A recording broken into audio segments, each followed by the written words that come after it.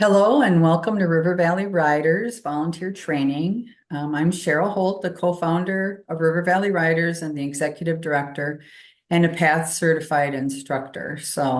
You'll see me on several of the nights that you are volunteering. So our agenda is we're going to talk a little bit about RVR's mission and our history. And then we're going to talk about some fundraising information, some activities and events coming up through the year. An overview of our participants' special needs.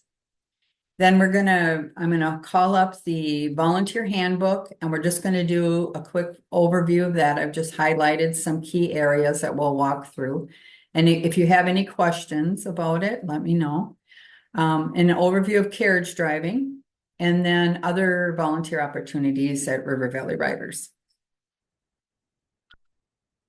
So our mission is to create a supportive community where people with special needs connect with horses and experience life-changing benefits. Talking a little bit about our history, we've had a long history. We celebrated 25 years last year. So we were established in 1999, and we started in the spring of 2000 at the Washington County Fairgrounds with 18 clients and about 6 horses that we were using, none owned by River Valley Riders at that time. And we did one night a week, Wednesday nights. And then we started fundraising because our dream was always to have our own facility. And then we had a major donation that came in. And so then we started doing a little bit more expanding up to 40 clients. We did an offsite at a person's personal farm, plus at the Washington County Fairgrounds, plus we added carriage driving. And then we started searching for land. And we bought the 38 acres in Afton in 2009. But then we had to fundraise again in order to put in the driveway and parking lot and the outdoor arena. So we actually opened for business in the fall of 2011. And then in 2012, and it was in the fall and we didn't have any electricity. So the parents would turn on their headlights on their car and shine it into the arena so that we could finish the riding because it gets dark early in the fall. So we brought in very next year, we brought in electricity. So we had and installed the lights and stuff. So we've just been gradually improving the property since we purchased it. And big addition was we put in an indoor arena. It's fully insulated and heated. So an indoor arena in 2018. And then we started fundraising again to finish what we call our phase 2. Phase 1 was the indoor arena. Phase 2 is the office section in the front and a mounting annex. And that was completed in 2023. And then we paid off our mortgage on our land. So we're debt free. All that is good news for us. We still have a ways to go. We still need to build a stable, put in, fencing for pastures and waters and all those things that you need to have horses on site. But that will be our phase 3. So here's a picture of the complete building as it is today.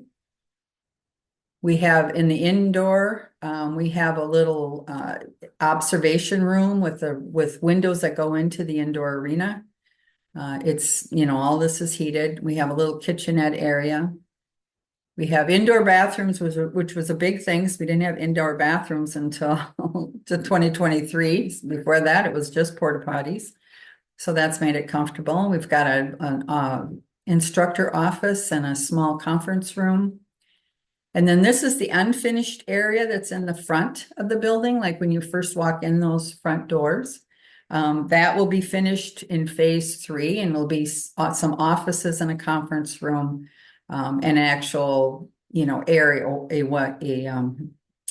a reception area. And then this is a picture of the indoor mounting area, the mounting annex, where we have the ramp and the step. Now, we will be, okay. So that was it on kind of our history, and then a little bit about, what you'll expect when you come out to the site. So I'm going to turn it over to Kathy Jo. Hi, I'm Kathy Jo, Chief Financial Officer and Carriage Driving Instructor. In support of our mission, we are proud to host these fundraisers.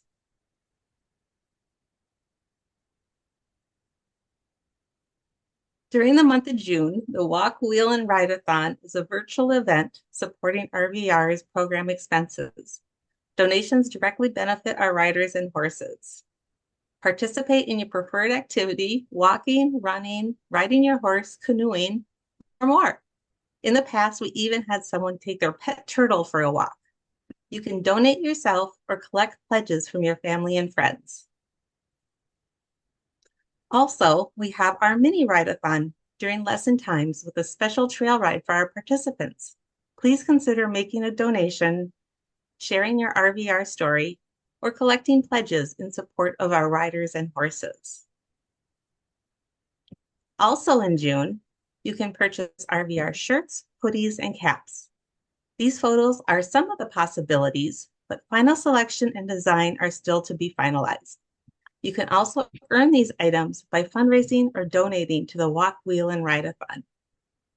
After June 1st, visit our website to order. Orders must be placed by June 30th. During checkout, use the group pickup local delivery option to avoid all shipping charges, and your order will be ready at our Afton lesson site in early August. We have an opportunity that will give you a sense of pride every time you volunteer, our horse sponsorship program.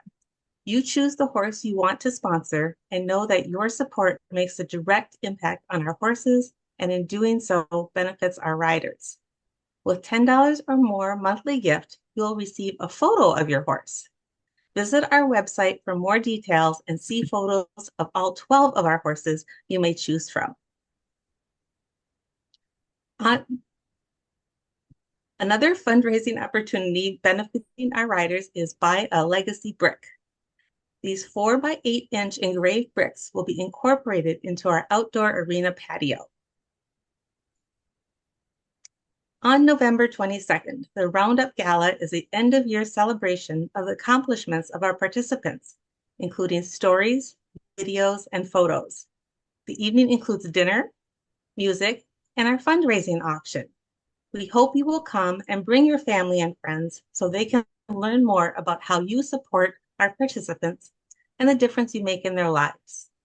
Tickets will be available for sale later this summer. There are also volunteer opportunities at the event. Thank you. Okay, so talk a little bit about our participants. And here's a summary of our participants' special needs and their ages. So RVR is unique that we offer this service to most all ages. You just have to be at least 4 years old and have a doctor's approval for the activity. This has come up as a question, so I thought this is a good time to mention this. RVR has liability insurance coverage through Markel that fully protects volunteers from any claims by participants or their families. So please know that when you're volunteering with River Valley Riders, you are protected. We'll talk a little bit about each one of these categories on the disabilities. So some benefits that our participants receive are listed here, and these are reported to us by the participants and their families themselves in our annual survey. So we just want to talk about the fact that this is not just a pony ride. The kids are having a lot of fun, but they are receiving a lot of input and improvements to their body and their minds while they're participating in these activities. So increase social skills and gain self-confidence. I mean, you're a small child and you get up on this big animal. I mean, that takes courage, and they have that courage, and It just helps them feel like they can accomplish more in the world. It builds their core strength and improves their posture and improves their balance and gait and mobility. Because the movement of the horse actually mimics us walking. So when you're sitting on a horse and that horse is walking, it's moving your legs, your hips, just like you were walking yourself. So it's giving those, especially those in the wheelchair, that a lot of really good muscle response from the riding that they can't get sitting in their chair. Improves their ability to focus. They need to pay attention to their horse. They need to pay attention to what's going on so they can steer their horse. It increases speech. The horse is a great motivation tool. I mean, the kids want to say walk on and whoa, and they sometimes whoa might be their first word. Not mom and dad don't love it that that might be their first word, but sometimes it is. And that just leads them to say more and more words. It also decreases anxiety and increases joy, which is very important in life. They form meaningful relationships with their volunteers and horses. And that's why we try to keep the same volunteer team with the same rider.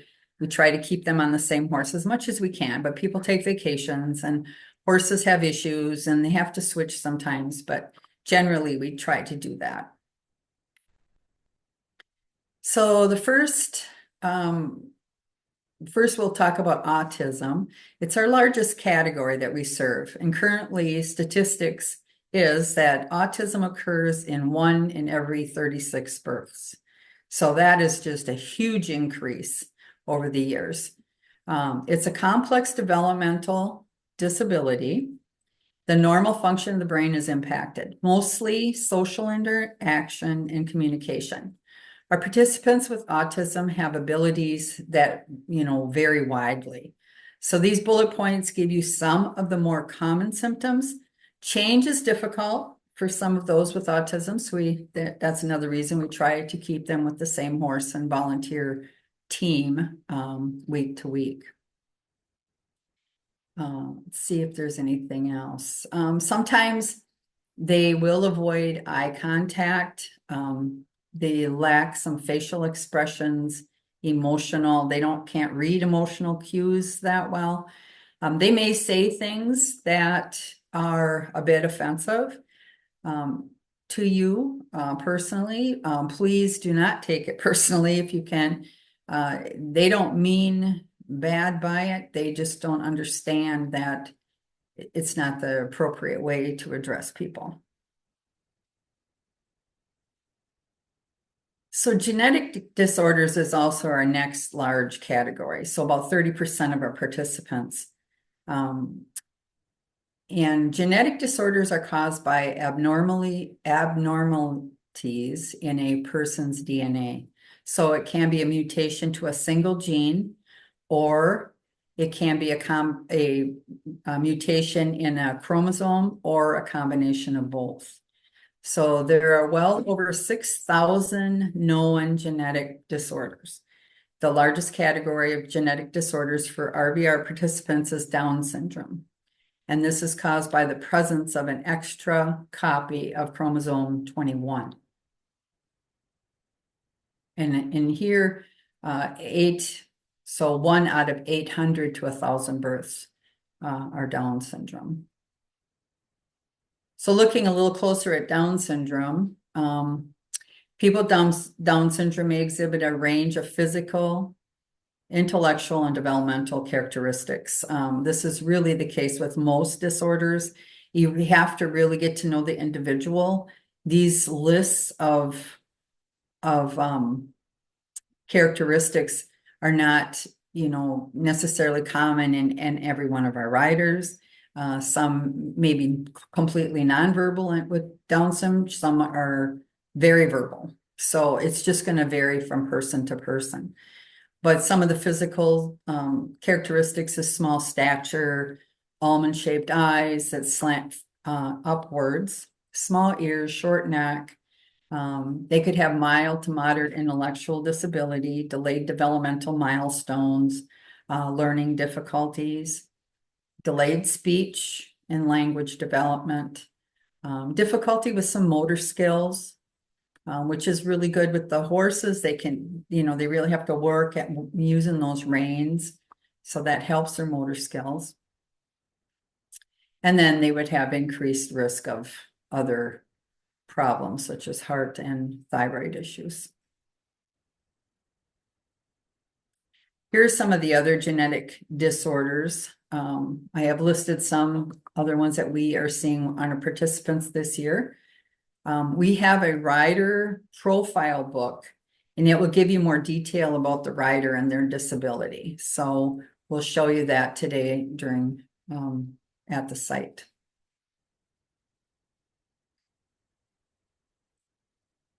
So generally, genetic disorder symptoms can be, as we had listed with the Down syndrome, it's very similar to these other genetic disorders, have very similar characteristics. It's not uncommon for our participants actually to have more than one disorder. For example, someone could have Down syndrome and be diagnosed with autism as well.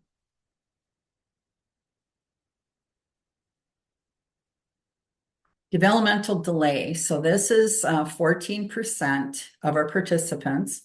Developmental delay is when a child's progression through predictable developmental phases slows, stops, or reverses. Some symptoms include a delayed development of motor, cognitive, social, and emotional skills.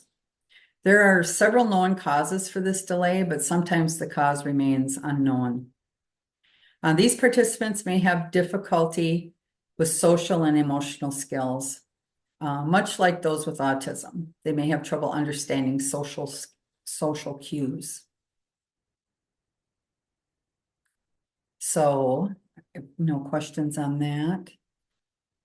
Cerebral palsy, CP, is 11% of our participants.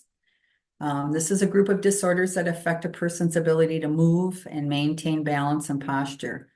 Most CP is related to brain damage that happened before or during birth. CP is typically diagnosed by the age of 2. Symptoms can include muscle tightness or spasms, difficulty with walking or running, and with fine motor skills such as writing. And they may also have seizures and learning disabilities and developmental delay.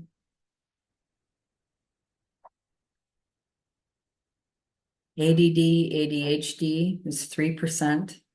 It's attention deficit disorder and attention deficit hyperactivity disorder. So this affects a person's ability to perform to their potential. Symptoms can include impulsive behavior, difficulty focusing on tasks. That's a big one. Disregard for social courtesies and poor organizational skills. So we have 3% of our folks have the ADD or ADHD. Most of them have ADHD. Traumatic brain injury, TBI. This is caused from a trauma to the head that disrupts the normal function of the brain. So an example of a common cause of a TBI is a car accident. Symptoms include balance issues, hearing and vision issues, memory loss, impaired speech, difficulties making decisions, and possibly emotional and behavioral changes. A TBI can actually change a person's personality. It can cause some negative results such as irritability and mood swings, but it can also sometimes, I've heard stories and some of our folks that have TBIs that it actually improved their personality to be less aggressive and just a kinder person than they were before the TBI. So it can work both ways, but sometimes it does change the personality of the person. Seizures and epilepsy. So several of the diagnoses we see include seizure disorder. So some of the folks with autism or Down syndrome or TBI have seizures as well. A seizure is a symptom of an abnormal brain function resulting in a surge of energy that goes through the brain, causing unconsciousness and contractions of the muscles. So epilepsy means the same as seizure disorder, but it's characterized by unpredictable seizures and can cause other health problems. So we do have a seizure protocol document. It would have been a link in some of the emails you received, or it'll be on our website. I encourage you to read through that. We've had children have seizures while they're on the horse. We've been able to dismount them safely. So that's an emergency dismount when we do that, and take them to the ground and get the horse away from them. But you'll find that the horses will sense they're having a seizure before we know that they're having a seizure. And we have horses that'll stop and just stand in place and not move. And I'm saying, like, why doesn't this horse move? And then we look up at the rider. Oh, okay, he's having a seizure. So the horses are very sensitive to what's going on with our riders, as well as what's going on with our volunteers. And we'll talk a little bit more about that in the training. So muscle tone. So one of our instructors, who's also a physical therapist, likes to use a couple of Wizard of Oz characters as examples for low muscle tone and high muscle tone. That probably dates us, but oh well, hopefully most of you know who Wizard of Oz is. The Scarecrow exhibits the low muscle tone. He was floppy with a poor muscle control. And the Tin Man definitely exhibited the high muscle tone, with his rigid body always need oiling. So you will see these either low muscle tone or high muscle tone on many of our riders across all disabilities. So it's just a common thing that we some of them need more support because of this. Either way, actually, some of them need a little extra pillows around them to help hold them up if they have low muscle tone. But doing the riding and having them, participate in this activity improves their muscle strength, and it helps them in a fun way for them to actually, they're working very hard when they're riding. So it's really pleasant to see the changes in our riders as the year goes on, and they get stronger and stronger. So that's it on the participants' disabilities that we serve. Next, we will talk a little bit about the volunteer handbook overview.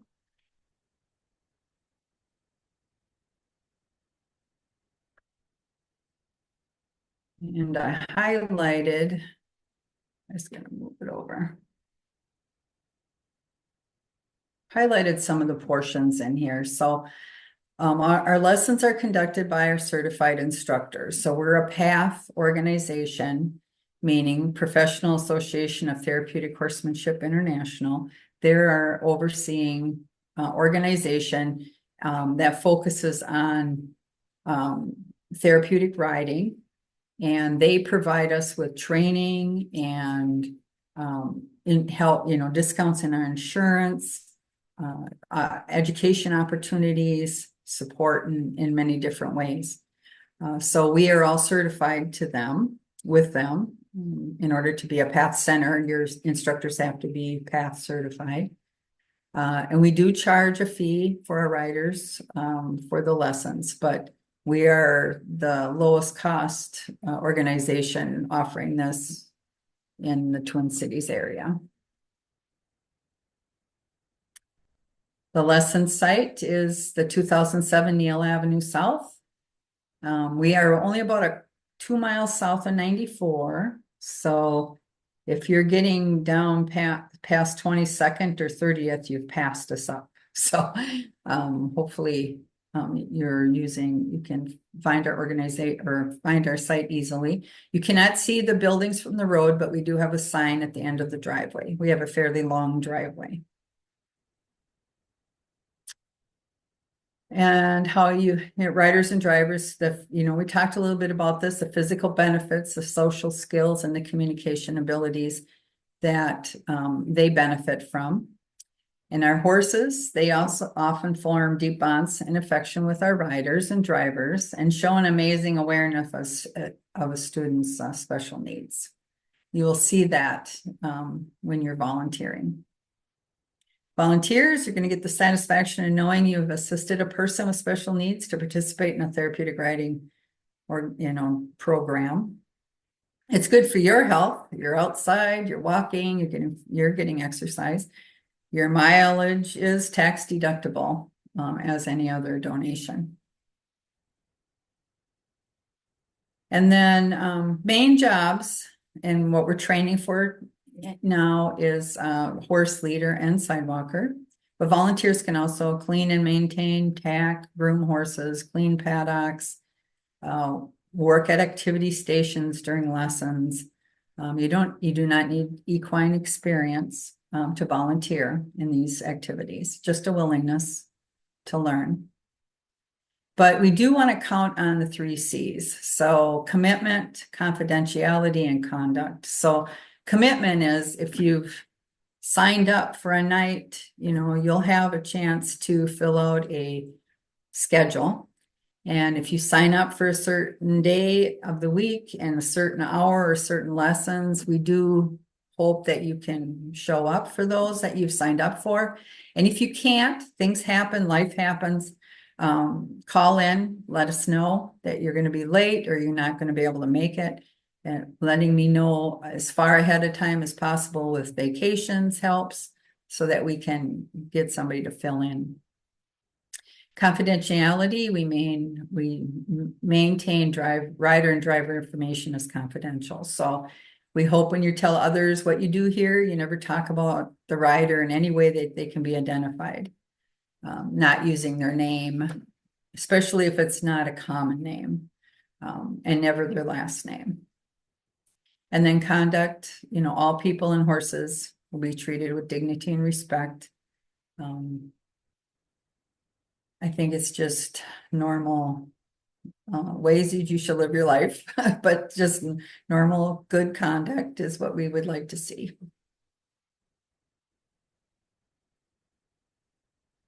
Policy of drug-free awareness. So we're a drug-free program. People aren't welcome if they're under the influence of drugs, marijuana, alcohol. They'll be asked to leave, and then there's no smoking on site. Background checks. So we're committed to creating a safe environment for our children and adults with special needs. So we do a criminal background check. And that RVR pays for that, and you would get an email after you started volunteering. So we do want you to actually be committed to RVR before we initiate the background check. So you can start working with us before this is done, but generally it'll be done within a month or so after you've started volunteering. Social media policy. So like we said before, share your stories, but remember, you don't want to tag people in the photos. You don't want to use their names. And then we reserve the right to remove any inappropriate postings. Animal policy, no visiting animals are allowed at the RVR lessons unless these animals are service animals. Now, service animal is different from an emotionally support animal. Service animals are actually specially trained to be in different environments, and they perform tasks that help the person that has the disability. So you can't bring your dog or to RVR at lessons and stuff. So that's a big question we have from people. Now, sidewalker position, I'm not going to go through these because we'll be going through these when you have hands-on training, as well as horse leader. You probably looked at these in the book already. Some of the safety, basic safety rules. So it's everybody's responsibility, not just mine, not just the instructors, but everybody's responsibility to make the environment safe. You should wear your supportive boots or enclosed shoes when working around horses for your safety. We tie back our long hair, limit the wearing of jewelry, don't wear big hanging earrings, ladies, because the kids can grab your earring and that will not be pleasant for you. So we just want everybody to be safe in that way. If you must carry a cell phone with you, please have it on silent or vibrate. And no talking or texting while you're doing your duties. So if you need to take a phone call, let one of the instructors know, and they'll come over and take your spot, and then you can make your call. Do not bring treats for the horses. That's another big question people have. If we do that, the horses are constantly looking for everybody to give them treats, and that can cause somebody to get nipped. So we don't want that to happen. And gates to the arena always are remaining closed when we're doing the lessons. So if you go out of a gate while lessons are going on, please close and latch the gate when you leave. And then if lessons are to be canceled, so normally we don't have to cancel because we have the indoor arena now. But some severe weather conditions can cause us still to cancel, like if we have tornado watches. But I mean, if it looks like, I mean, if they have some high possibility of tornadoes, we may cancel. If it's very hot, like, the heat index is 100 or more, we may have to cancel because, again, we have horses that are hauled in and people aren't going to want to haul their horses in that heat. It's just not good for them. Do know that when it is warm or humid out, the indoor arena is cooler and we'll be in there on those hot days because of the insulation, and we keep it closed up then when the hot weather is around, so that indoor stays fairly cool compared to outside. People come in and say, "Is this air conditioned?" No, but it's just that it's insulated well, and it'll keep the cool air in and keep the hot air out. But please call the RVR line. So this is that number after 3:30 to confirm if lessons are canceled or not. The voice message will be updated to specifically state if lessons are canceled. So it won't be the normal message. It'll be right away. It'll say, you reached River Valley Riders, but today is, April 5th, and our lessons are canceled, so it'll be very direct. And then days when the weather conditions are varied, just call that line before you leave home so that you don't, come out there unnecessarily. And then in severe weather, we do have shelters for people, and those are the indoor bathrooms and that one small classroom that you saw in the picture. Those are storm shelters. Those are brick walls, solid structures. So that's where we would go if there was a tornado. And then remember, your dedication and sincerity makes a world of difference, and it does. And I totally thank you for becoming volunteers with River Valley Riders. You'll find it a very rewarding experience, and we have a very good return rate. I mean, people come back year after year if they can. Sometimes jobs change or their physical needs change or they move and things like that happen, but I'm hoping that you'll stay with us. So now we'll move on. I'll take it back to Kathy Jill for carriage driving.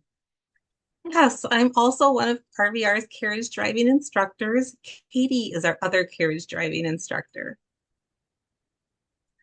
Our goal for our participants is to learn to drive a horse as independently as possible. Some of the benefits of carriage driving are to improve posture and balance, develop self-esteem and confidence, stimulate communication, improve hand-eye coordination, and foster self-reliance by providing a sense of freedom. Our four-wheel carriage shown here is designed so that drivers may remain in their wheelchairs if necessary. We also use a two-wheel cart for drivers who can mount and support themselves with minimal assistance. As a volunteer in our driving program, You will work closely with our participants and horses, as well as a variety of other responsibilities. Lessons are on Mondays and Thursday afternoons and on Friday afternoons in the summer. Contact me to learn more about the volunteer positions available and the additional training required. We have other volunteer opportunities also. If you have a special talent for photography, gardening, party planning, and fundraising, we have jobs for you. If your schedule is flexible during the day, we hope you will join us for our school programming in April, May, and June. We are planning more daytime opportunities in the summer and fall. Please tell us about your interests in these areas. Thank you.